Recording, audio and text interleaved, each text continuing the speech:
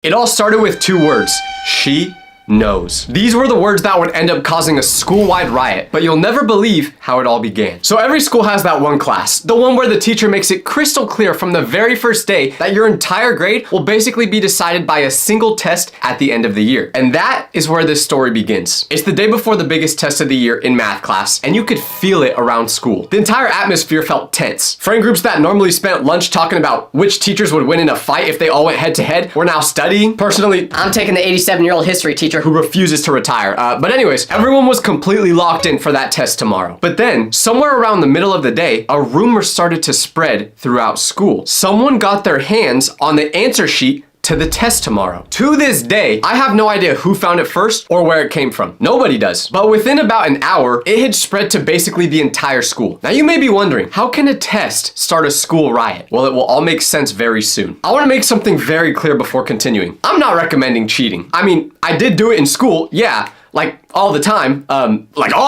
Like, to be honest, I don't think I studied more than 3 hours for my whole academic career. But that doesn't mean you should. So listen, I don't care if you are the smartest kid in school. If you get sent a picture of the test answers for the biggest test in school, you're gonna take a screenshot and you're probably gonna memorize those answers. So basically the whole school had the cheat sheet. Everyone's going home that night feeling great about the test tomorrow. But then the next morning arrived, and all that joy we felt the day before quickly went away. Because there's an unspoken rule that happens on big test days at school. And if you've ever been a student at any point in your life, you already know what this rule is. The first period kids are basically the guinea pigs. The rest of us, everyone in second, third, fourth period, we wait by the hallway outside first period's classroom, and the second first period ends, we're interviewing them. We need all the information we can get. How hard was the test? What should I be studying? Was the cheat sheet accurate? So when first period ended that morning, there were probably 40 of us hovering in the hallway waiting to get answers. But when those first period students walked out of the classroom, the expression on their faces was not the relieved expression of people who had just breezed through a test with a cheat sheet. Instead, it was something else. It was something that looked as if whatever just occurred during that class ruined their whole year. So when one of my friends from first period walked out of that class, I asked him how the test went. But his answer back was the worst thing he possibly could have said. He goes, She didn't give us a test. Everyone's really confused, trying to figure out the situation. I said back to my friend, Wait,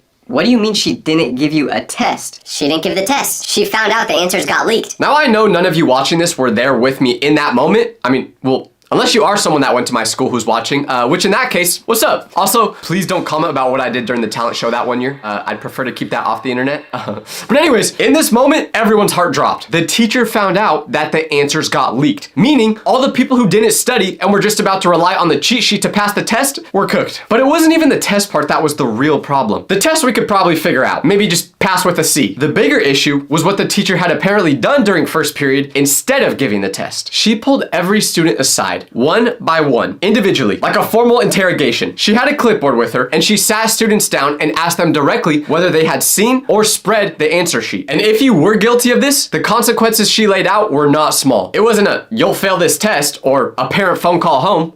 No, the consequence was suspension. Anyone caught spreading those answers would be suspended. Now don't get me wrong, suspension sounds fun in theory. Get a few day vacation from school, finally get to play video games from 8 a.m. to 3 p.m. on a Tuesday. That's not the scary part. The scary part is two things. Number one, your parents finding out you got suspended. And number two, the fact that it goes on your record. Because if you get suspended, I hope you like flipping patties, because you can kiss any chance at getting into a good college away. My dream college was Streamer University, so I really didn't want this to happen. So there we all were, standing in the hallway, panicking, trying to figure out what to do. I was in the third period class, which meant I had roughly an hour until it was my turn to get interrogated. And what happened next was not something I'm proud of. But desperate times call for desperate measures. So me and 4 other kids who I was in that class with were all in a group chat. And we were texting about what we would do when third period came around. There were 3 options in our mind. Option 1, deny everything. We all just say we never saw any answers. We have no idea what anyone's talking about. We studied hard and we're ready for the test. The problem with this was numbers. We weren't talking about 3 kids trying to keep a secret. No, we were talking about potentially 30 students in our class alone that we had to trust to keep this lie saying no one knew anything. We knew that wasn't possible. Someone would snitch so they didn't get in trouble. I wouldn't even blame anyone for doing that either. Would you potentially sacrifice your future just to say this guy didn't cheat on a test? I know I wouldn't. So we went on to option 2, which was just skip the class. Go home, go to McDonald's, go literally anywhere but that class. Now we were very close to going through with this option, but at the end of the day, it just didn't seem like it would end well. If we ditched third period, the teacher would know, which would basically make it seem like we are 100% guilty. emergency. So this led us to option 3. Cause some sort of distraction to get everyone out of class. We didn't know what, we didn't know how, but we needed to figure out fast if we were gonna go through with this plan. It took about 15 seconds of us thinking what distraction we could cause that would, number 1, be crazy enough to get everyone out of class, but number 2, not too crazy to the point where we're getting in even more trouble than we would have for sharing test answers. And out of nowhere, someone says, What if we pulled the fire alarm? There was a pause, because immediately you would think, absolutely not, this is a terrible idea, but the more thought we gave it, we were all like, hold on, this might actually work. If the fire alarm went off right as third period started, the entire school would be evacuated. We'd be sent outside, time would pass, and by the time they'd figure out there wasn't any actual fire, it would be too late to give us the test, which would give us the entire evening to try figuring out a better plan for the next day. The only remaining question was, who was gonna do it? Who was actually gonna walk up to that fire alarm and pull it? Because I sure wasn't. This is where my friend, who I'm gonna call Marcus for the sake of the video, like I do every video, but this is where he steps up. I don't know if he just watched Hunger Games the night before and he was on his Katniss Everdeen vibe or what, but he says, I'll do it. This sounds like Marcus was being super brave, and you might think it's hard to understand why someone would ever volunteer for this role, but it might make a little more sense if I tell you that Marcus was not the type of guy that cared too much about his future. This man was not going to college. When you asked him what he was doing after high school, he'd go, I don't know. Probably take a gap year or 7. He just did not care. Don't worry though, because Marcus is doing great in life right now. He's in the military. So actually, I haven't heard from him in over a year, so I don't know if he's actually doing good. I hope he is. Anyways, I tell you all this to say, Marcus was not afraid to step up and pull that fire alarm. And just like that, we had a plan. So second period bell rings, and we're all heading to the class. Third period. We get in, everyone is terrified as you'd expect, but when the bell rings for class to start, one person is missing.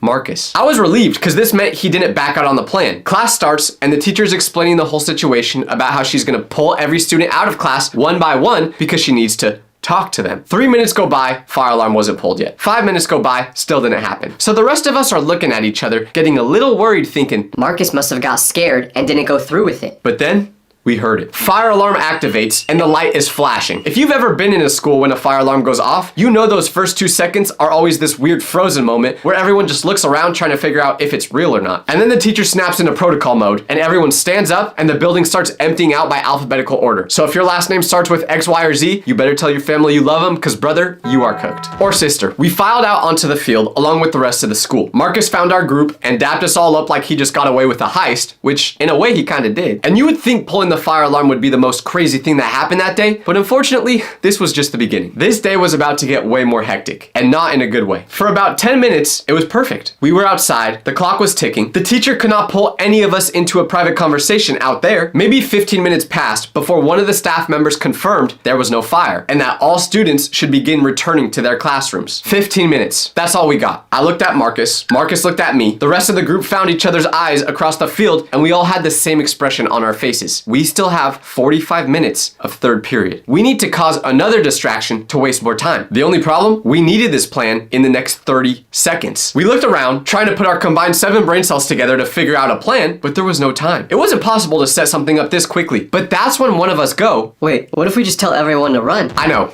Wow. Bravo. Great idea. Run. That's surely gonna work. But here's the thing. Usually, we would all agree this was an incredibly dumb idea. But in that moment, once again, we all looked at each other and realized we don't got anything better in mind, so let's do it. The idea was simple. We were on the field. We had access to basically every student who was scheduled to take the test. So if we spread the word quietly saying, Hey, on our cue, run. Just start running in different directions. it would cause enough of a distraction to delay some more time. We didn't know how much more time, but this was the only idea we had. The teachers would need time to wrangle the students, and that time was what we needed. And to make sure people cooperated, the leverage was already there. If you run with us, we'll keep your name out of the cheating conversation when the teacher asks. But if you don't run, you're on your own. We went out across the field spreading the word to everyone. You get the plan, you pass it to the person next to you. Just don't make it obvious. We all knew the signal, a specific sound that my friend was gonna make, something recognizable enough that everyone who was in on it would know. After about 2 minutes, a bunch of people were in. But what I did not fully think through, what none of us thought through, because we were operating at roughly 20% of our normal brain capacity, was what would happen when our message got passed to about 50, 60, 70 people in one big game of telephone. Because the thing about whispered plans is that they don't stay intact. Every new person who hears it adds their own interpretation, their own additions. So by the time the message has gone through enough people, it went from, Hey, run in a random direction on my signal, to something much, much worse. And we found this out very quickly because my friend made the signal and approximately 60% of the school started running. Where did I get 60% from? I don't know, I made it up, but it sounds accurate. I would try to describe what this looked like, but I don't think me saying it would do it justice, and I'm low-key illiterate, so I'll just show you what it looked like instead.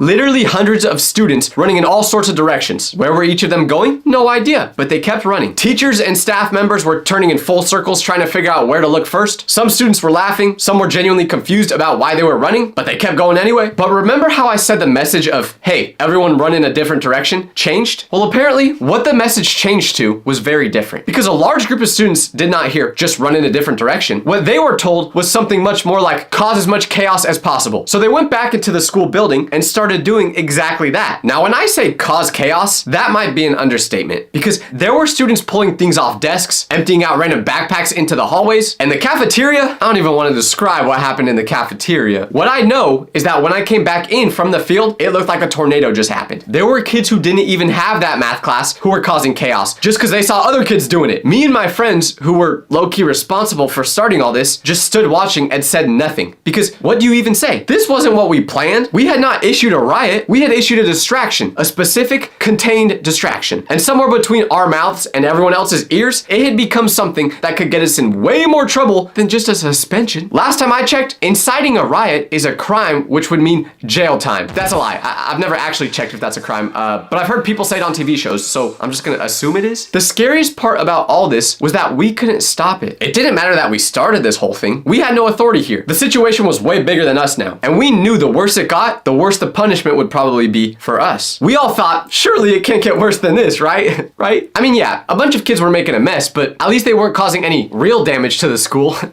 That's a lie. Because one of the students, who was basically just using this as an excuse to cause havoc and didn't actually care about the distraction part, thought this situation was the golden opportunity to do straight up vandalism. He grabbed a baseball bat and broke a window in the school. Now, if you ask me, I think this dude had been waiting to do that forever, and now was just the perfect opportunity for him to go through with it. Like, he was gonna do that no matter what at some point. We just gave him the platform. But this was the moment we realized there might be no coming back from this. There had now been literal vandalism on the school. Obviously, when the kid did this, all the adults' attention went to him first. So they grabbed him and took him to the office immediately. Actually, now that I think about it, I'm pretty sure I've never seen him again after that day. Like, I have no idea what happened to him. But anyways, the rest of us students all just had to wait until the whole situation sorted itself out. And eventually, it did, but in the worst way possible, because the principal got on the intercom, and our principal was not someone who raised their voice. That was the thing. When they spoke in the hallways, it was calm. She never tried being scary like some principals. You felt like you could look her in the eyes without being turned into stone. But on the intercom, she was different. For the first time, I heard this lady almost scream. I'll repeat what I remember her saying and in the tone she said it. Attention! Any student who continues to cause disruption will be expelled. You have been warned. Stop now and go back to your line on the field. Not suspended, expelled. You would not believe how fast students were switching up. People who had been mid-destruction just kind of stopped what they were doing and looked around as if they were under some sort of spell and just got out of it. No one was running anymore. The cafeteria was still cooked, but oh well. 5 minutes later, everyone was back out on that field. So now there were two investigations running at the same time. The first one was to figure out who started the riot. Teachers and administrators were moving through the crowd, asking questions, trying to trace the origin point of what had just happened. And usually, in these stories, I'm cooked. I don't get out of them. But here's the one miracle in this entire story. The one thing that actually went our way. Although we started this plan for everyone to Naruto run to nowhere, the message got spread so far that nobody could actually trace it back to who started it. Every student who got asked where they heard the plan pointed to someone else, who pointed to another person, who pointed to someone else. It was like asking someone to find the first person who created a meme. It's just not possible. So amazingly enough, no one got in trouble for the riot. Well, actually, the whole school kind of got in trouble because the principal just canceled the annual school carnival we had instead. This sounds like a much better punishment than expulsion on paper, but if you'd ever been to that carnival, you low-key might have preferred getting expelled. The school carnival was magic. It was the place where I had my very first kiss. Okay, that's a lie. We all know that ain't ever happening. But I did feel guilty because I knew deep down I was kind of responsible for the carnival getting canceled. Now, was I gonna own up to what I did? No, but hey, I still felt bad. I didn't have time to feel bad for too long though, because there was still one gigantic elephant in the room that needed to be addressed. No, not that one. A different one. But the elephant in the room was what was going to happen to all the kids who cheated on the test. We still never figured that out. Now, on that specific day, obviously, there wasn't enough time for the teacher to interview us when we got back to class. So when I got home after school, me and my group contacted every person we knew in our class to see if we could all get on the same page. That evening, I was on my phone for hours. I felt like a journalist trying to get answers on which team the biggest athlete is going to move to. Because if we couldn't get even just one person on the same page as us, we were cooked. My friends and I were sending the same message over and over to the students in our class. Stay silent about the cheat sheet. Act oblivious when the teacher asks you about it. When she asks whether you saw the answers, you say no. You say you studied on your own. You say you've genuinely never even heard of a cheat sheet. You say you can't even speak English if you have to. Whatever it takes. And for the most part, the responses were good. So much of our class was using the cheat sheet and they didn't want to get busted for it, so they agreed to follow our plan. And I trusted their loyalty. One person even sent a whole paragraph about how they had our backs no matter what, which was kind of weird because people who over-explain their loyalty are often the first ones to snitch. But I didn't think about that at the time. In that moment, reading all those messages, I genuinely felt like we could really do this. I went to bed that night almost calm about the next day. But then that next day of school came. I was so nervous during the first 2 classes of the day, just anticipating what would happen when I walked into third period. Would everyone stick to the story? Did we make sure to talk to every single person in the class? But finally, it was showtime. Third period came. I walked into class and sat down. We could tell by how the teacher was standing with her clipboard and pen that she was still gonna do interviews that day. I was hoping maybe she'd forget after the school riot, which wouldn't have really made sense unless she had Alzheimer's or something, but no, she remembered. All the students in class were looking at each other just to make sure we were on the same wavelength. I'd look my classmates in their eyes to see if it looked like they were gonna snitch, and the bell rings, the teacher explains the situation, and she starts calling out students one by one to interview them. I was looking at people's faces as they came back from the conversation. Did it look like they kept a secret? Did they cave in and snitch on us, or did they cave and snitch on us for a Happy Meal and an A in the class? I couldn't tell. All I could do was stick to the plan. She was going by alphabetical order, so as always, I was one of the last people to go. By the way, who decided to make alphabetical order a thing? This is one of the most ridiculous ways of keeping track of people that's ever been created. Am I just saying this because my last name starts with a V?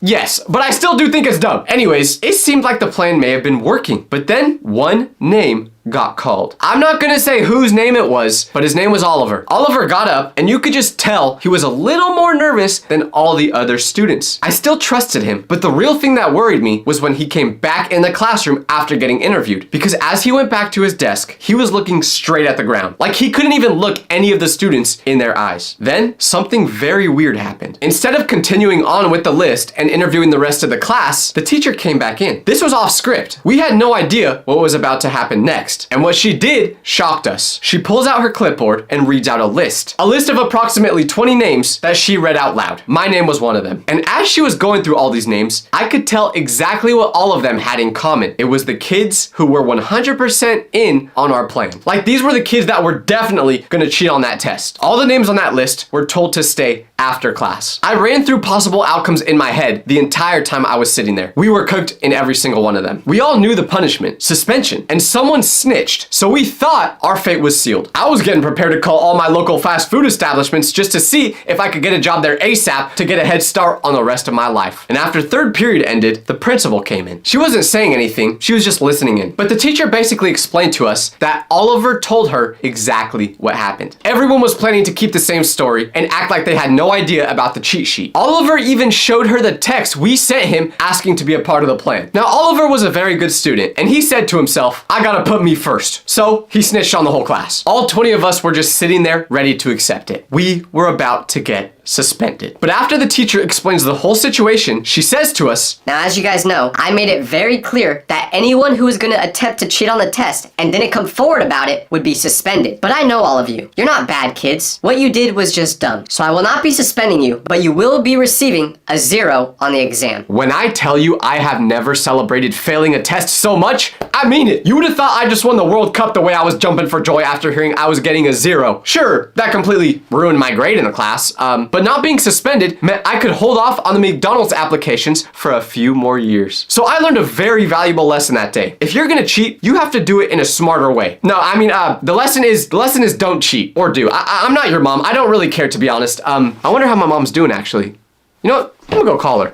Imagine you're sitting in class one morning, bored out of your mind, when suddenly you look out the window and notice the sky is turning orange. And not like a pretty sunset orange. I'm talking apocalyptic, end of the world, why does it look like we're on Mars right now type of orange. Everyone in class notices it at the exact same time. They all stop pretending to pay attention and just stare out the window like you're witnessing the plot to Cloudy with a Chance of Meatballs happen in real life. So someone pulls out their phone, checks the news, and goes, yo, there's a massive fire like 30 miles away from here. So you all immediately pull out your phones, and sure enough, there's a wildfire that just started, and it's huge. Like you can see the smoke from the classroom type of huge. The sky looks insane, it's all over social media, and that's when you and your two friends both look at each other and have the exact same thought. A thought that, looking back, was incredibly stupid and could have gotten you seriously hurt, but at that moment, it felt like the best idea you've ever had. What was the idea? Go see this fire up close. Because this is what happened to me, and I know what you're thinking. Tyler, that's a terrible idea. Wildfires are dangerous. You could get hurt if you try going near it. Nah, I'm joking. None of you guys are actually thinking that. I know y'all don't care if I get hurt or not. Matter of fact, I see comments hoping that I do get hurt sometimes. You're absolutely right though. This would prove to be one of the worst ideas I've ever had. And I once tried to microwave a Pop-Tart still in the wrapper. But my friends and I were determined to get out of school and go see it. All we had to do was figure out how. So we're texting each other under our desks, coming up with the strategy. The teacher's still yapping about whatever she was teaching, probably talking about how to solve the area of a triangle, which I'm so glad I learned because I've used that a total of 0 times since graduating. Meanwhile, we're not paying attention because we're too busy planning our great escape. And we only had one rule with sneaking out of school, one non-negotiable condition that we all agreed on. We had to be back by 1:30 p.m. Because me and my friends had a huge math test that day. And I'm not talking about like a little quiz that's worth 10% of your grade. I'm talking about a massive, massive test that was worth like 25% of our final grade. And if we missed it without an excused absence, we would probably fail the class.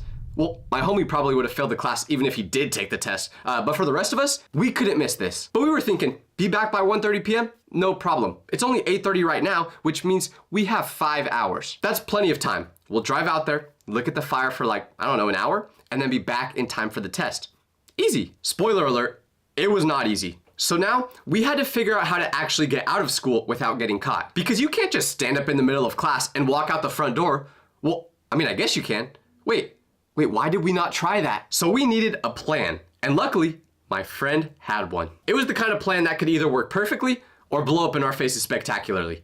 There was no in between. Here's what we decided. One of my friends would go up to the teacher and say he just found out about a family emergency and needed to leave immediately to go home. But he doesn't drive, so I would offer to take him home since I have a car. And as for my other friend, he would just say he needed to go to the bathroom and then sneak out that way and meet us in the parking lot. So my friend Jake, who, by the way, I always use fake names for these videos because I never know if my old friends from school would be cool with me using their real names. But anyways, Jake goes up to the teacher's desk, and I'm not gonna lie, I'm pretty sure Jake is working construction right now, but he should quit that and pursue a career on the big screen because his acting was incredible. He walks up to her desk and starts fake crying. Not like over the top sobbing where it's obvious that he's faking it. No, he did the subtle approach. A little sniffle here and there, a shaky voice, watery eyes. It was perfect. I'm pretty sure I saw a single tear roll down his cheek. I still don't know how he did that. Maybe he just thought about his dog dying or something, but hey, it worked. Dang it, now I'm sad because I just thought of my dog dying. He then tells the teacher that his mom just texted him about a family emergency and he needs to leave. The teacher completely buys it. She doesn't even question it. She's so sympathetic that she goes, "Oh my gosh, of course. I hope everything's okay. Do you need anything? Do you want me to call the office for you?" And Jake's like, no, I just need to get home as soon as possible. My mom's really upset, but I don't have a car. Then I chime in, playing my part. I could drive him. I'll take him home real quick. The teacher looks at me like I'm some kind of hero. Like I'm doing this noble, selfless act. That's so nice of you, Tyler. Yes, go ahead, both of you. Just check in with the office before you leave, okay? Yeah, of course we'll do that, no worries. We did not do that. So now we're walking out of the classroom, trying so hard not to smile because we can't believe that actually worked. We're heading toward the parking lot, and my other friend dips off to the bathroom to execute his part of the plan. Everything is going perfectly until we're about halfway to the parking lot when we get stopped by a faculty member. Some lady who I'm pretty sure their only job is to make sure you don't enjoy school. We make eye contact with her, and she's got that look on her face like she's about to ruin our day. She goes, "Where are you boys going?" "Oh, well, he has a family emergency, so I'm just taking him home real quick." She looks at us for a second and then goes, "Do you have a note excusing you from class?" We freeze because nope. Obviously we don't have a note. There was no way for us to actually get a note because we lied to get out in the first place. We didn't plan for this part. So I'm standing there trying to think of what to say, and I just go, no, we don't have one yet because this literally just happened. We didn't have time to. But we need to leave now. It's urgent. And she goes, well, you're not allowed to leave campus without permission from the office. I don't care what the situation is. It's school policy. You need to go back to the office and get a slip. Now, in her defense, she's just doing her job. But her job is stupid. So we're like, okay, yeah, totally. We'll go get that right now. We turn around and start walking back toward the school, acting like we're heading to the office. But here's the thing. We knew we couldn't actually go to the office and get a permission slip because if we went to the office and tried to get one, they would call Jake's parents to confirm the emergency. And when they called his parents, they would just be like, what? There's an emergency? Did Jake wet his pants in class again or something? And then we would have all got busted. So instead, we kept walking toward the school and we waited until the faculty lady turned around and started walking in the other direction. The second she wasn't looking at us anymore, we made a run for it straight to my car. Thanks to how stealthy we were, and the fact that this lady was like 80, so her eyes and ears were probably really bad, it worked. We made it to my car without her seeing us. We all jumped in, I started the engine, and I floored it out of that parking lot before she could turn around and see who was driving. And just like that, we were free. We actually did it. We were skipping school. And for me, this felt crazy because I was not the type of kid to take risks in school. I was low-key a goody two-shoes. Like I tried being a bad boy once in high school because I thought that was what girls liked, but that just ended with me crying. Don't ask why. So we're driving toward the wildfire and everything is going perfect. Our parents still think we're all in school. The school itself thinks I left for a family emergency. Nobody knows what we're actually doing. We're listening to music, windows down, feeling like we just pulled off the greatest escape in school history. But of course, as in almost all my stories, we should not have been as happy as we were because this day was about to take a dark, dark turn. Because we're driving for like 20 minutes and the closer we get to the fire, the crazier the sky looks. It's not just orange anymore. It's this mix of red and gray and black. The smoke is so thick, you can see it rolling across the sky like clouds. You can see ash falling from the sky like snow, except it's not snow. It's burnt pieces of trees and plants and probably someone's house. We finally get to the area where the fires are actually happening and we park on the side of the road in this neighborhood. Keep that in mind because that will be very important later. But we get out of the car and the first thing that hits us is the smell. It smells like a giant campfire, but like 1,000 times stronger. It's so intense that it almost burns your nose when you breathe it in. And it's hot, way hotter than it should be for just being near a fire that's supposedly miles away. But as we're trying to get a good look at the fire, we realize we can't actually see it that well from where we are. We can see the smoke and the orange glow in the distance, but we can't see the actual flames because it was on the other side of the hill from where we were at. And we didn't drive all the way out here and risk getting in trouble just to see smoke. We wanted to see the fire, the real deal. The neighborhood we parked in led right up to this hill you could hike up, so that's where we went to get a better view. Now, looking back, this was the pivotal decision that made everything the rest of the day go so wrong. And you'll understand why soon. There was a trail that led deeper into the area where the fire was, and we just started walking down it. We walked for about 1.5 miles through this trail, and the whole time we're walking, the air is getting thicker and thicker with smoke. We're coughing a little bit, our eyes are starting to water, our throats are burning, but we're pushing through because we're committed now, even though we still couldn't see the fire from where we were at yet. Finally, after what feels like forever, we get to the top of the hill, and we can see the fire. And let me tell you, it was insane. It was one of the craziest things I've ever seen in real life. And I once saw a guy at Walmart buy 47 cans of beans and nothing else. So that's saying something. It's this massive wall of flames in the distance, just tearing through the forest like it's nothing. And you could really feel the heat from where we're standing now. It's like that first moment when you open an oven, except the oven is the size of a football field. We're just standing there, watching it, filming it, taking it all in. And I remember saying out loud, this was so worth skipping school for. Yeah, if we never left, we'd be in English class right now. I'm so glad we ditched. We're standing there for probably 10 or 15 minutes, just mesmerized by this fire. But then something changed. The wind shifted and suddenly the fire started moving faster toward us. The wind picked up and now the flames are spreading in our direction. Not super fast, but fast enough that we all collectively went, yeah, we should probably get out of here now. Because the last thing we wanted to happen was us ending up on the news with a headline that said, 3 teenagers die in wildfire after skipping school, including one very handsome one. That's not the legacy we wanted to leave behind. That's not how we wanted to be remembered. Instead, my legacy is being the oil up guy. So we start hiking back to where we parked. We're walking fast, but not panicking. We figure we've got plenty of time. The fire's still pretty far away. But we get back to the road where I parked, and that's when we noticed something that changed the whole day. My car isn't there. At first, I thought we just went to the wrong spot. Like maybe I parked a little further down the road and I'm just confused. So we walk up and down the road looking for it, but it's not there. It's just gone, vanished. And I'm just thinking, man, You can't have anything in LA. But like, this was a nice neighborhood. Why are they stealing my Honda Civic? That's like robbing a bank and taking the free lollipops instead of the money. Like there's Lamborghinis, Mercedes, BMWs in this neighborhood. Why would you take a Honda Civic? But then Jake points to a sign that we completely missed when we first got there. A sign that's posted right where we parked. A sign that says in big bold letters, parking for residents only, unauthorized vehicles will be towed. So what am I saying? My car got towed. I'm standing there, staring at the sign going, no, this can't be happening right now. This cannot be happening. Because remember, I had to get back to school. I could not miss that test. And now that the fire was getting close and we didn't have any car, we were getting nervous. This was pretty messed up though. Like there's a literal forest fire happening 2 miles away. The sky is orange, ash is falling from the sky like it's the apocalypse, and the tow truck company still had time to come out here and take my car? They had nothing better to do during a natural disaster than enforce parking regulations? Like, I'm just imagining the people that live in this neighborhood sitting in their house, looking out their window to see their neighbors' houses all burning down, and they're just thinking, you know what could fix this? Tow that car that's not supposed to be there. The fire was now getting so close that the people in this neighborhood were evacuating. So traffic was starting to build up while we're just standing there stranded. My car was gone, we're miles away from school, we're miles away from home, and the fire is still getting closer. We're totally cooked.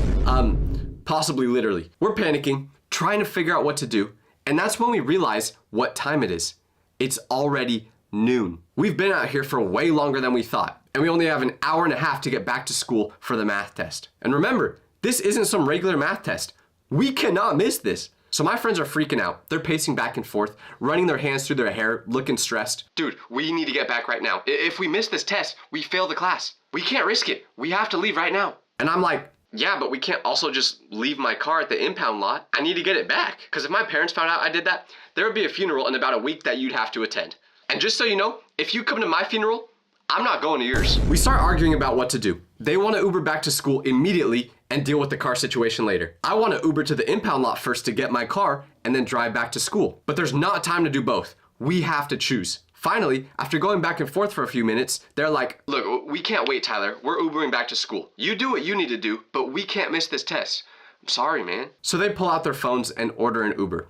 And like 5 minutes later, it shows up. They get in the car and leave. I respect Uber drivers. They'll show up in an apocalypse to pick you up just for that $5 tip. So now I'm standing on the side of the road, alone, with a wildfire in the distance, no car, and a math test in an hour and a half that I absolutely cannot miss. And them leaving me put me in a really bad situation because with how far away we were from school, an Uber back was not cheap. With all three of us combined paying for it, I could afford it. But just trying to pay for an Uber myself, that was playing a risky game. I pull out my phone and search for the nearest impound lot. There's one about 15 minutes away, so I call them to see if they have my car, and they do. I order an Uber there, and I wait. The whole time I'm waiting, I'm watching the smoke get thicker in the sky, and I'm trying to figure out if I should be more scared about the fire getting closer or not getting back to school in time. The Uber finally shows up. It takes like 10 minutes. Now that I think about it, I wonder if all the Uber drivers in that area just huddled around that neighborhood because they knew people would need Ubers out of here. Like maybe people's cars burned down and they needed a ride. At this point, I'm pretty sure you could be on the mood ordering an Uber and these drivers would still find a way to come pick you up. So I get in the car, the driver looks at me in the rearview mirror and goes, "You okay? Smells like smoke outside." And I'm like, "Yeah, long story. Can you just get me to the impound lot as fast as possible?" And he's thinking, why is this kid who's barely been through puberty asking me for a ride to the impound lot? But he did it anyway. After that, we drove without talking, mostly because I couldn't understand anything he was saying. Like he was on a phone call with someone the whole time, and I couldn't tell if he was talking to me or them, because sometimes they wouldn't respond. But I'm going off track. Anyways, I'm checking the time on my phone every 30 seconds, watching the minutes tick by, doing mental math to figure out if I can still make it back to school in time. It's looking like it's gonna be super close. If I can hurry at the impound lot, I should be able to get back in time. We get there around 12:15. I say thank you, bus driver, get out, and I walk up to the front desk. There's a guy behind the counter who looks like he hates his job and hates his life and hates me, and he goes, "Can I help you?" I tell him my car got towed from the wildfire area and I need to get it back as soon as possible. He types something into his computer with 2 fingers like he's never used a keyboard before in his life, and then he goes, "Yep, we've got it." I exhale and go, "Awesome. Can I get it back?" But then he goes, "Yeah. Towing fee is $300. I think I need to get my hearing checked because you didn't just say $300, right? Dog, I am broke. I cannot afford this. I checked my bank account on my phone to see if I had enough, even though I already knew what it was gonna say, and I only had $47. Was there actually $47 in my bank account? I don't remember because this happened a long time ago, but I figured it would be better to say a specific amount. Point is, I definitely did not have close to $300. I also didn't have a credit card yet or anything, so I could not pay this fee. The guy behind the counter is just staring at me, waiting. He doesn't care about my problems. He just wants the $300. I'm trying to think of how to get this $300 within the next 5 minutes. Like, do I just say, look, a pig flying? Hope he turns around for a second to look, and then I take the keys from behind him? No, I don't think that would work. So now, I have no choice. I have to do the one thing I was hoping to avoid. I have to call my mom. I step outside the impound lot, take a deep breath, and I call her. I'm sweating, shaking. Same thing I do whenever I take a dump. The phone rings once, twice, 3 times, and then she picks up. Hello? I can tell she's wondering why I'm calling her at this time of day when I should be in school. And before she can even say anything else, I go, Mom, I need you to send me $300 right now. There's a pause, a long pause, and then she goes, what? Why? Where are you? Are you okay? Okay, so here's the thing. I skipped school to see a wildfire with my friends, and my car got towed. I need $300 to get it out of the impound lot, and I need it right now because I have a big, important test in about an hour that I cannot miss. Silence. Complete silence. I can hear her breathing on the other end of the phone. And I know she's trying to decide if she should ground me until GTA 6 comes out, or just disown me altogether. And then she starts yelling. You did what? You skipped school to see a fire? Are you insane? What is wrong with you? And I'm like, Mom, I know you're mad. I know this was stupid. You can yell at me all you want later. You can ground me. You can take my phone away. Well, actually, I would prefer if you didn't do that. But anyways, I need the money right now, Mom. So please, just send it and we can talk about this later. She's furious. You're grounded for the rest of your life. She hangs up the phone, and about 30 seconds later, I get a notification saying that I just got $300. I go back inside the impound lot, pay the fee with the money my mom sent, and they tell me they'll bring my car around. I'm standing there waiting, checking the time on my phone, and it's 12:35 p.m. now. I have less than an hour to get back to school. They finally bring me my car. I get in, start the engine, and I peel out of that impound lot like I'm in a Fast and Furious movie. I'm checking the time every few seconds to see if I'll make it. 12:50 p.m., 1 p.m., 1:10 p.m. Time is moving way too fast. And if you know anything about LA traffic, it's awful. So I kept getting in traffic jams thinking I was never gonna make it. But somehow, I finally pull into the school parking lot at 1:28 p.m. Once again, was it actually 1:28 p.m.? I don't know, but it was close to when my class started. I literally sprint from my car to the classroom. I'm running through the hallways like my life depends on it. I'm out of breath, sweating, and I definitely smell like a campfire. I burst through the classroom door right as the bell rings. Everyone in class turns and looks at me. I'm standing there in the doorway, panting, smelling like smoke, covered in ash, looking like a Fallout character. The teacher looks at me and goes, Tyler, are you okay? Yeah, I'm fine. I just had a rough morning. She looks at me like she doesn't believe me, but she doesn't say anything. She just goes, okay, take your seat. I finally sit down and I'm relieved. I'm exhausted, I'm stressed, but I made it. And at this point, I thought everything was gonna be okay. But boy, was I wrong. Because the teacher starts handing out the test, but then maybe 2 or 3 minutes into the test, the classroom phone rings. The teacher walks over and picks it up. She listens for a second. She goes, okay. And then she hangs it up and looks directly at me. Tyler, the office needs you right now. My hands go cold. I feel like I'm gonna throw up. Everyone in class is looking at me again. I hear someone go, ooh, he's in trouble. Whoever said that, I'm gonna find you. I stand up and walk out of the classroom. And the whole time I'm walking to the office, I'm thinking, this is it. I'm done. They know. They figured it out. I'm getting suspended and my life is over. I walk into the office and the vice principal is sitting there behind her desk with her arms crossed. She looks at me and goes, Tyler, sit down. I sit down, smelling like smoke, which probably didn't help with whatever she was about to say. And she goes, can you explain to me why you weren't in your second, third, fourth, or fifth period, but you magically showed up in your sixth period class today? I'm sitting there, smelling like a campfire, covered in ash, and I know there's no point in lying. She caught me. It's over. So I just tell her the truth. I skipped school to see a wildfire. She stares at me for a second and then goes, you skipped school to see a fire? Yeah. A wildfire? Yeah. She shakes her head and lets out this long sigh. Like the kind of sigh that says, I'm too old for this and why do teenagers do such stupid things all the time? Then she goes, you do understand that you can't just leave school without an excused absence, right? Yeah. You're getting detention. 3 days. And I'm calling your parents. I nod and say, okay. Like I was already about to be banished to the Badlands from Elden Ring by my parents, so who cared? The only part I was really scared of right now was the fact that I was missing my test. And I could afford to get detention, But missing this test, that was something I couldn't do. At this point, I'm just accepting my fate. I'm not even trying to argue. So I say to her, I'm so sorry about this, and I promise it won't happen again, but I'm taking a really important test in my class right now, and I can't miss it. So can I please go back? And I'm thinking this is a full court shot I'm taking with 0% chance of going in. This is like me asking Margot Robbie out on a date. It ain't happening. But if you're seeing this, Margot, no, okay, I'm sorry. But then the vice principal pauses for a second, and she goes, yeah, go. Before I change my mind, go.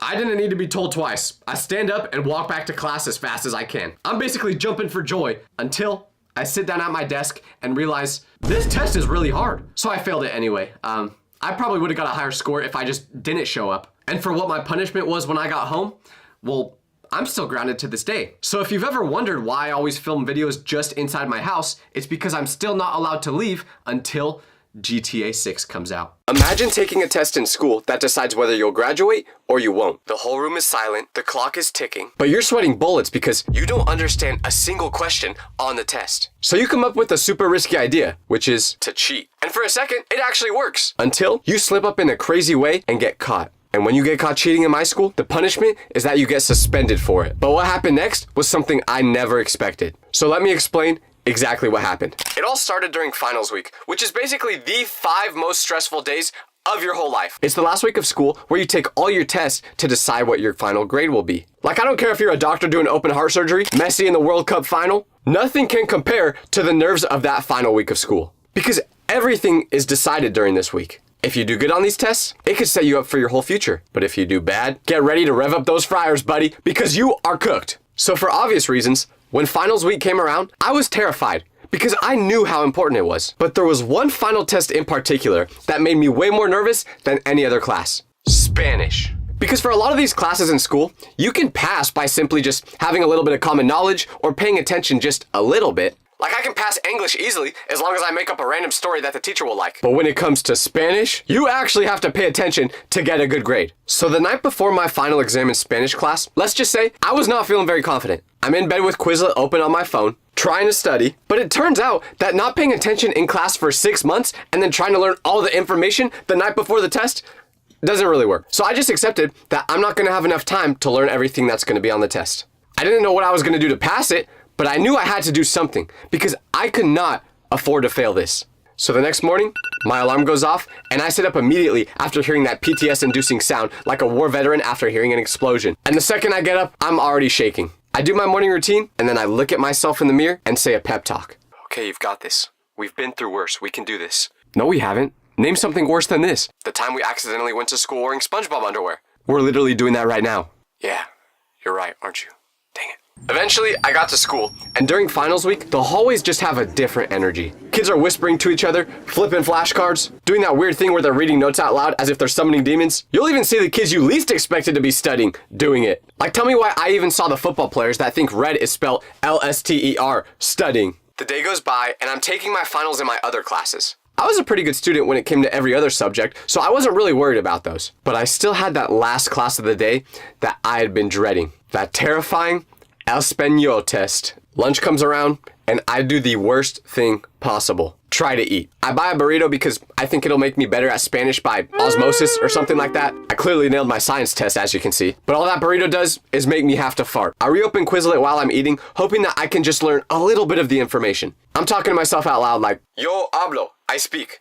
Tú hablas, you speak. Él, ella, usted habla. He, she, you speaks. I keep trying to trick myself into thinking that I know what I'm actually reading. In my head, I'm saying, okay, if I can just understand part of what the question's saying, I can give the closest answer and probably get some points. The bell finally rings for lunch to end, and now it was game time. On my way to my final test of the year, and the most important one, the one that decides what will happen with my future. If I get a good grade on the test, I easily pass the class, I graduate, everyone's cheering and celebrating. But if I get a bad grade, I probably fail and have to retake it, and I'm cooked, and everyone thinks I'm stupid, and my parents are not proud of me, and this and that. I step into my Spanish teacher's classroom, which, by the way, always smell way better than any of the other classrooms. The chairs are lined up in rows so that we can't cheat on each other. My friend and I make eye contact across the room, both knowing how important this test was. Even though he literally spoke fluent Spanish because his parents were from Mexico. Don't know why he was in the same class as me. But the final bell rings, signaling that class has officially started, and immediately the teacher starts handing out tests. She tells the whole class that we will have 50 minutes to take it, and to make sure we keep our eyes on our own test and that we don't cheat, or else we will be punished. She hands out the finals like she's dealing Uno cards. Face down on the desk. Once everyone got one, she gave her pregame speech. Phones away, no talking, eyes on your paper. If I see or hear any device, you get a 0 on the exam. You now may begin. Quickly, I flip the paper over, trying to make the most of the time we have. I scan the first question, quickly realize I have no idea what it says, and say to myself, okay, that's just one question, no big deal, let's move on to the next ones. But after looking at the first 10 questions in a row, I realized I have no idea what any of them are asking. Mi no habla español! And this is where I started to feel sick, because in that moment I knew I was about to fail that test. But not only that, I was about to not graduate. Because when I say fail, I don't mean I was gonna get like a 60% or a 70% on it. No, I was talking like 4%, or you could say cuatro. See, I know a little bit, you know what I'm talking about. Hey. But when I realized I was gonna be cooked, I started thinking about what other options I had. I could try filling out random answers, hoping that I'm right on maybe half of them, or I could try plan B. Which, to be clear, was a horrible plan I never should have done, and I blame on the fact that my frontal lobe is not fully developed. Now, what was plan B? Well, to put it simply, the plan was to cheat. And don't get it twisted, I'm not a natural cheater. I will sneak a side eye over at my friend's test every once in a while, but like full-on cheating, the thing I was about to do, that was not me. Because this plan was intense, and this is what it was. Step 1. Read the question in Spanish. Step 2. Whisper it to myself quietly as if I was just talking to myself. Step 3. Let my phone, which would be on my lap, hear what I was saying and translate it into English for me so I could understand the question. Step 4. Answer the question. I did a test run of this plan the night before, just in case I needed it. I whispered into my phone under a blanket as if I was telling ghost stories. And even though I was talking super quietly, what do you know? It worked. The phone listened, the phone translated. I felt like a genius. Now, as I'm sitting in class, I slide the phone into my hoodie pocket, and I have the speaker facing up towards me so it can catch everything I'm saying. The only reason this had a chance of working was because I sat in the very back of class to where the teacher really couldn't see me. So if I played my cards right, I would never get caught. I read the first question of the test and murmured it out loud as if I was talking to the voices in my head. The phone listens, and I quickly see it translate into English. The excitement I felt when I saw that it was working couldn't be put into words. This was the first time I felt like I could actually pass this test. I wasn't gonna have to work at McDonald's after all. I low-key kind of want to work there anyway though, because I would just be stealing all the fries. I keep repeating this strategy for all the questions on the test, and I'm flying through it now. I'm starting to become fully bilingual by this point, but unfortunately, some things are just too good to be true. And cheating on the final exam was one of those things. Because as I'm about 75% of the way through the test, doing the strategy I've been doing the whole time, I whisper the question into my phone, but then unlike the other times I did this time I hear a... Everyone looks up immediately when they hear a phone go off. And I try to quickly hide it before anyone realizes it was me, but before I could do that, my phone, in the loudest voice possible, goes, "Cuánto cuesta?" It said the words I repeated to it out loud. I accidentally pressed the speak button on it. And right when that noise went off, time stopped. It's like the sound sucked all the air out of the room. Heads are snapping up in unison, all looking at me. Every eye finds me like I'm the only lit candle in a blackout. My soul leaves my body and starts walking to the principal's office already. I finally glance up, and the teacher is giving me the most terrifying stare I've ever seen. It wasn't of anger, not yet at least. It was the look of a person who feels like she just got disrespected. She felt disrespected at the fact that someone thought they could actually cheat without her catching them. And I almost did. But she says nothing.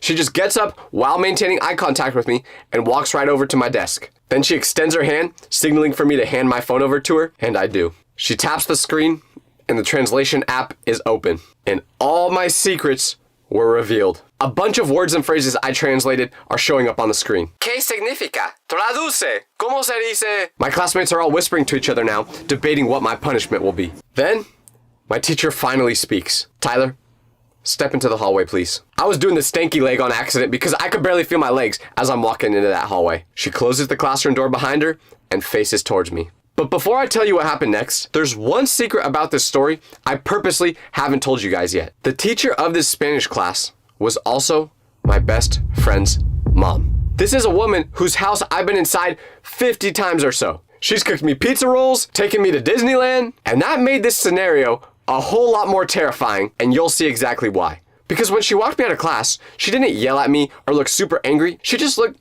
disappointed. And this is how the conversation goes. Tyler, why would you do this? I'm sorry, I wasn't understanding any of the questions, and you know I can't afford to fail this test. So you thought cheating was the best option? No, but I didn't know what else to do. You do know what the consequences are for this, right? Yeah. Suspension. We just kind of stand there in silence for a second, and I can tell I put her in a predicament she did not want to have to deal with. Because if you put yourself in her shoes, she had a really tough decision to make now. Do you suspend your son's best friend, knowing that you might ruin his future? That could make things a bit awkward, but rules are rules, and she had to obey them. So she said to me, "Go sit back down, do not touch your phone, and give me your test." I shuffle back inside, and the class is pretending not to stare, but I can feel they are. I go up to her desk to put my test on it, and as I do that, she says, "I'll let you know tomorrow what the consequences are going to be for this." Eventually, the bell for that class rings. The hallway floods with students, and all of a sudden, I became a celebrity. All the people from that class are coming up to me asking what happened. Hey, so are you getting suspended? Bro, you are so cooked. Did you really just try using Google Translate on a final? What's gonna happen to you? That question, I didn't have an answer to, and I was terrified to find out. Because when I turned my test in, all the teacher said was, she's gonna think about it. So once that school day ended, I just went home, laid in my bed, and thought about that the whole night. I didn't even tell my parents about it because I wasn't sure what the consequences were gonna be yet. I couldn't think about anything else the whole day, and all I knew was I was terrified to go back to that school tomorrow. Nighttime comes around, and everything just gets worse. I lay in bed trying to craft up the perfect apology like an influencer getting canceled. I take full responsibility. This is not who I am. I've learned from this, and I will be a better person because of it. I even considered trying to recite my whole apology in Spanish, but then I thought to myself, if I couldn't learn Spanish in 6 months, I don't think I'm gonna do it in one night. The next morning comes around, and I walk into a school like a man that's walking into a job interview when the company knows that he lied on his resume. Once again, one of the worst parts of this day was having to wait so long just to get to that Spanish class because it was at the end of school. So I was just distracted in all my other classes. Finally, the bell from lunch rings and the time has arrived. Was my teacher gonna go easy on me because I was homies with her son? Or was she gonna follow the rules, suspend me, and possibly ruin my future, even though I deserved it? I enter Spanish class and the energy is tense. Well, for me it was, but not everyone else because they already took their final. When the bell rings, the teacher starts speaking. Before we begin today's class, I need to address what happened yesterday. You could hear a pin drop, and the class does that collective inhale again. She glances over at me when she says that, then glances back, and everyone in the room looks right at me. Then she goes, "Our policy on academic honesty is clear. Cheating will result in a 0,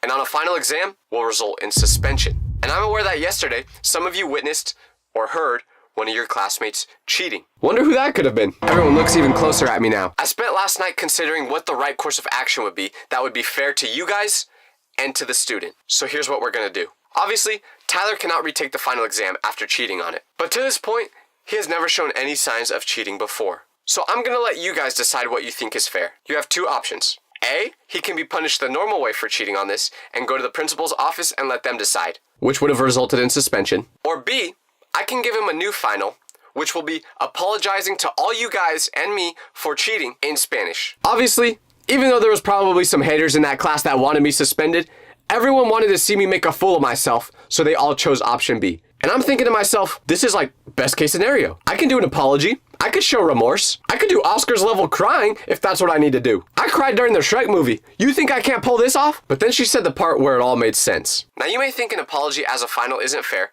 but I can assure you it will be. Because the apology has to be said in full Spanish, and if it's not said correctly, he will be disciplined further. Which I'm assuming she also meant I would be suspended by that. The class starts buzzing with excitement because they know I'm about to embarrass myself. They've all heard me trying to speak Spanish in that class. They knew I had no chance. So I was wondering how long I was gonna have to prepare this apology, and then the teacher said I would be doing it at the end of class, which meant I only had 30 minutes to make the apology and memorize it, making sure that I don't mess it up at all, or else I would be suspended. The next 30 minutes are the most anxiety-inducing minutes of my life, which It's starting to become a trend because since this was the day after our final exam, no one else in class was actually doing anything. So everyone was just messing around on their phones while I was studying. The worst part about this was I couldn't even use Google Translate to make this apology. I just had to use all our notes and textbooks to come up with one. And she said it had to be at least a minute long. I pretty much knew I was cooked, but I had no choice.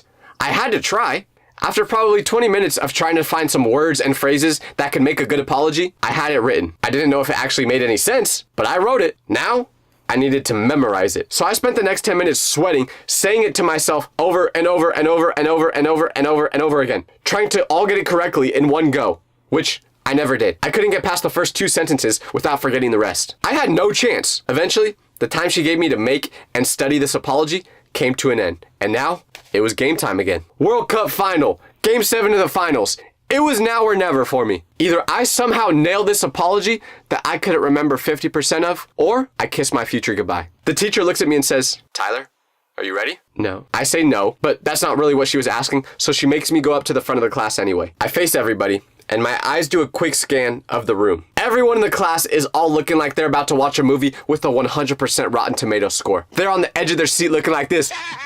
I take a deep breath, and then I go, "Hola.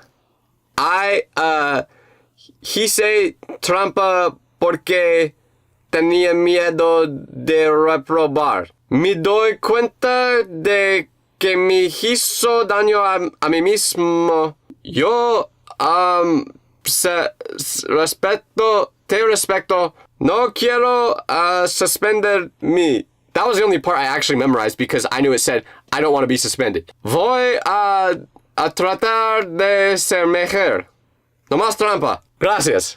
After I finish speaking, there's silence for about 5 seconds, and then the class erupts. Laughter's going off. Fake applause. A kid in the back stands up like I just said the speech of my life. Someone's whistling like they want me to do an encore, and my face looks like the sun. I look to the teacher, who, remember, is literally my best friend's mom, and I'm just waiting to see her reaction. To my shock, she's smiling. She gives me a nod and then goes, "Gracias, Tyler. Siéntate." So although the vibe seemed good, I knew I kind of blew that, and I didn't know what my punishment was going to be. A couple minutes later, the class bell rings, and as everyone is leaving, once again, the teacher tells me to come to her desk. All of a sudden, I was shaking again. I knew this was going to be the moment where I find out what my future is going to look like. Was I going to be committing to Harvard University, or was I going to be going to Burger King U? Well, I found the answer out when I went up to the teacher, and she told me to take a seat. At this point, it was just me and her in the class, so it was dead silent. I could feel the tension in the air, possibly because I always thought my friend's mom was hot, so I was nervous to be around her alone. I've also never said that out loud before, so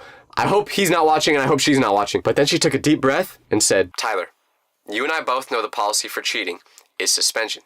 I nod my head. "And with all the other students knowing that you cheated, it would be totally unfair for me to show favoritism and not punish you for it." I put my head down knowing I'm cooked. But with that being said, I figured you and all the other students would much rather see you try to do an apology in Spanish than get suspended. And I said, yeah, of course, I'll do it 100 more times if you need me to. And then she finishes off with, "So I've decided that your apology in front of the whole class is enough, and you won't be suspended." I thanked her 50 times for letting me off easy, but I still had one question. "Thank you so much, thank you. But wait, so what score did I get on my final?"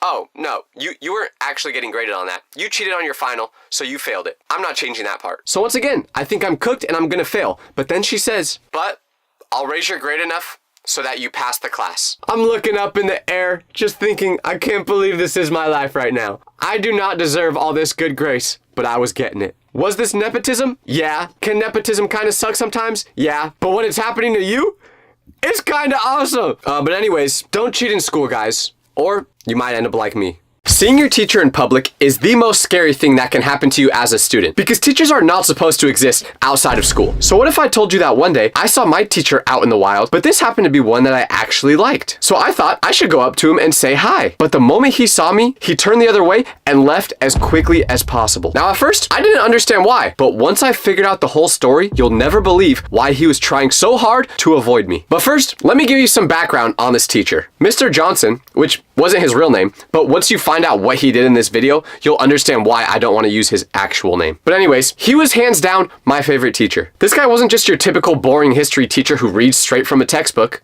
He actually made class fun, and more importantly, he treated the students like friends. While other teachers would just ignore you unless you were causing problems, Mr. Johnson cared about all his students, even to the point where he would invite us to eat lunch in his classroom. He was the one teacher who genuinely seemed to care how we were doing outside of class too. Like, I knew some kids whose own parents didn't even care about them that much. He literally felt like a cool uncle, but everything changed after that day that I saw him in public. It was a Saturday evening when I went to go watch a Dodgers baseball game with my family. So we're at the game just watching, thinking about how I could have been the one on that field if I didn't have the hand-eye coordination of a donkey, when suddenly I spot a familiar face a few sections over from where I'm sitting. Who was it? None other than Mr. Johnson and a girl who I assumed was his wife. At first when I saw him, my heart dropped because in my mind, teachers do not exist outside of the classroom. Like, you're telling me that when the school day ends, they actually go home and live their own lives? I can't buy it. But after that quick anxiety spike of seeing my teacher in public, I was like, wait, I love Mr. Johnson. I should go up to him and say hi. I eat lunch in his classroom all the time. He'll probably be happy to see me. But then something strange happened. He looked over in my direction and we made eye contact for about a second. So I decided to wave to him. But instead of waving back, his eyes got super big like he just saw a ghost, and he tried to act like he didn't see me at all. I was thinking,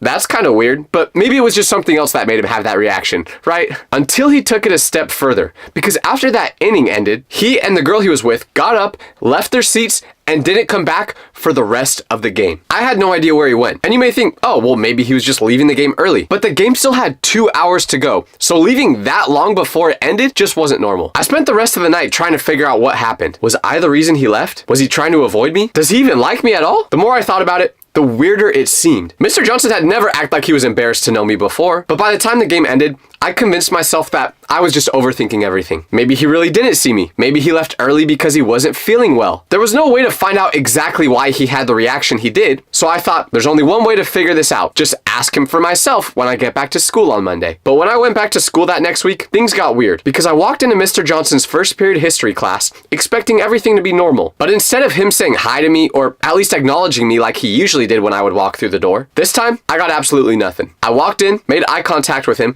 and gave him my usual nod. But when he saw that it was me, he looked right through me like I was invisible. At first I was thinking maybe he just had a rough morning or he was dealing with something stressful, so I didn't think too much of it. But then class started, and things got even more weird super fast. I'm usually pretty talkative in this class because it's the only time I can yap where people are forced to listen. So when he asked a question about the Revolutionary War, I shot my hand up super quick, ready to answer. But he looked directly at me, paused for a second, and then called on the girl in front of me who didn't even have her hand raised. Okay, maybe he just wanted the girl in front of me to participate in class. No biggie. So I tried raising my hand again a few minutes later when he asked another question. But same thing happened. I raise my hand, we make eye contact, and then he calls on someone else who doesn't even have their hand raised. By the third time this happened, I knew something was up. Even other students in class were starting to notice because I was usually the go-to guy for answers. History was literally the only class I enjoyed outside of PE, so I would always be active in it. But the real punch to the gut came halfway through class. I pulled my phone out for literally 2 seconds just to check the time because the clock in class was broken. But when Mr. Johnson saw that, he stopped mid-sentence and called me out in front of the whole class. Tyler, put that phone away. You know better than that. This was confusing because he had seen me check my phone pretty much every day and he never said anything about it. He was usually pretty chill about stuff like that as long as you weren't disrupting class. But this time, it was different. The whole room went quiet and I could feel everyone staring at me. I mumbled an apology to Mr. Johnson and quickly put my phone back into my backpack. But I was completely confused. This was not the Mr. Johnson that I knew at all. So after class, I tried to approach him to just see what was going on with him. But when I walked up to his desk, he would barely look up from his papers. What do you need, Tyler?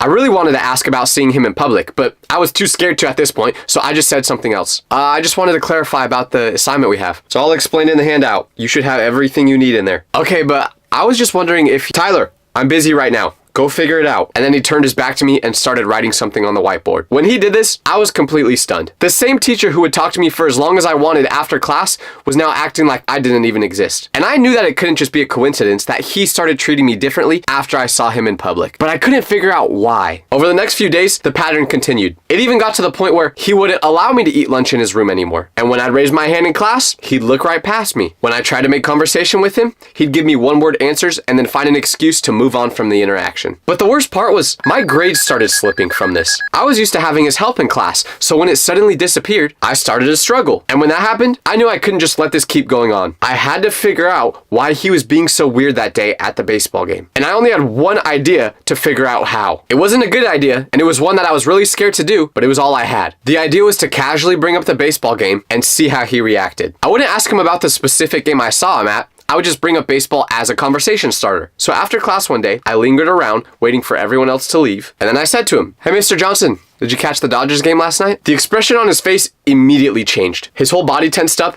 and he got this nervous look in his eyes like I just asked him about his deepest, darkest secrets. And then he went, I haven't really been following baseball this season. Your next class is about to start though. You should get going. But here's the thing. I knew for a fact that wasn't true. We'd talk about baseball before. I clearly saw him at the game the other week. So why was he lying? So then I was like, okay, I've only got one option left. I just have to address the elephant in the room. Oh, I just figured you were still following baseball because I think I saw you at the game last week. But he just cuts me off again and goes, "Tyler, you need to get to your next class now." I backed off immediately. I wasn't going to ask him any more questions because it was clear he was not in the mood to respond. His reaction confirmed that I definitely saw him at the game. And more importantly, he was definitely trying to hide something about it. But what was he trying to hide? And why would he care if I saw him there? And here's the thing that made this whole situation really confusing. He only changed the way he treated me. Like he was still this nice, chill teacher to all the other students. But the moment I tried interacting with him, he'd start acting like the principal from Matilda.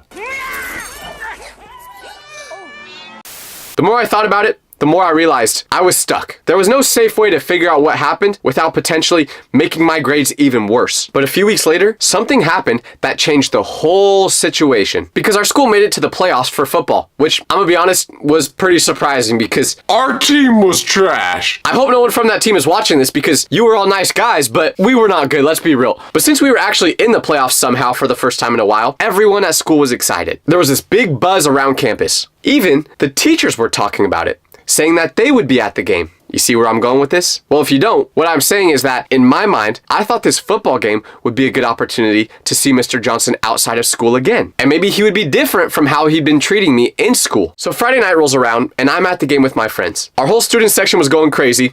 The band was playing and we're getting demolished because, like I said, we were not good. I don't know if we paid the refs to get into the playoffs or something, but So during the game, I scanned the rest of the stands to see if I could find Mr. Johnson. I looked, and then boom, I saw him. He was sitting with a woman again, just like at the baseball game. I took a deep breath and then made a decision that I'm still not sure if I regret or not. I decided to walk over and say hi. Not to confront him or ask uncomfortable questions, but just to interact with him and see how he responded. So I climbed up the bleachers until I was standing right in front of him. Mr. Johnson looked up and saw me approaching, and I swear the color on his face changed immediately. He looked like he'd seen a ghost, or worse, like he'd been caught doing something that he wasn't supposed to be doing. But unlike when I saw him at the baseball game, he knew that now he couldn't just leave and act like he never saw me. So once I got close enough, I said to him, "Hey, Mr. Johnson, how surprised are you that we're losing?" He forced this really uncomfortable smile and then said, "Oh, hey, Tyler, yeah, it's been a good game." But he sounded super nervous, which was really unusual for him. After he said that, there was this awkward pause where we kind of just looked at each other for a second, and I could tell he was really hoping I would just say goodbye and then walk the other way. But then the woman next to him cleared her throat, obviously expecting to be introduced. Mr. Johnson looked at her and then back at me, and I could tell he was panicking. His eyes were darting like he was looking for an escape route. Finally, he gestured toward the woman and said, "Tyler, this is my wife." He said it with this forced cheerfulness that sounded completely fake. The woman smiled and extended her hand and said, "Nice to meet you, Tyler. I've heard so much about Mr. Johnson's students." But when she reached out to shake my hand, she took her blanket off and I noticed that she was pregnant. I didn't say anything about it because I'm always scared to assume a girl is pregnant and then they're not, but it was pretty obvious. She was pregnant. I shook her hand and then said something polite back, but my brain was spinning. Also, side note, Mrs. Johnson, if you're watching this, you are a very beautiful woman.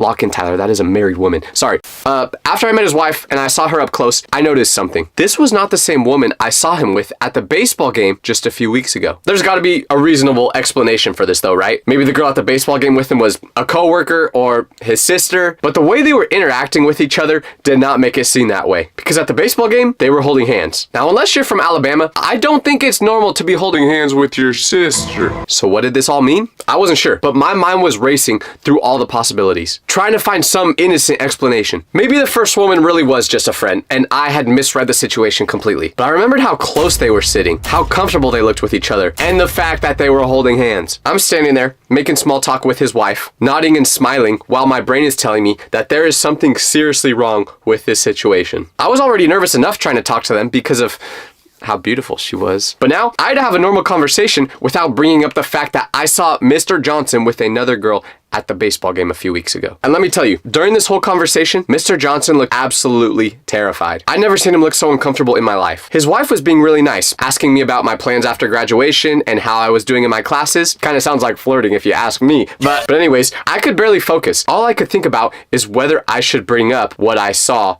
at the baseball game. Do I ask about the other woman, or do I pretend like I didn't see anything? Part of me wanted to just blurt it out. Hey, weren't you with a different woman at the Dodgers game? But at the same time, I had a class to pass, and I couldn't risk doing anything that would make me do even worse in it. And this was when it really hit me. The reason he looked like he wanted to disappear anytime we made eye contact was because he thought that I knew something. I mean, what other explanation could there be? He's introducing one woman as his wife at a football game, but I saw him with a completely different woman a couple weeks ago. Either this guy has a really complicated family tree that I just don't understand, or he's cheating on his pregnant wife. And based on how nervous he looked, I'm pretty sure it wasn't a complicated family situation. But little did I know, I never should have assumed that I knew what was going on. And you'll figure out why very soon. Because the conversation was winding down, and I knew I had to make a decision. Do I say something, or do I pretend like I never saw anything? This was probably the only chance I was ever going to interact with his wife, unless we went on a date a little bit later. You may think the obvious thing to do is to protect myself and not say anything so class doesn't become awkward. But I'm the type of person that feels super guilty if I don't do anything in these situations. Like one time I clogged the toilet at my friend's house, but I was too embarrassed to tell him, so I just blamed it on his grandma. Still haven't owned up to what I did that day. Sorry, Grandma.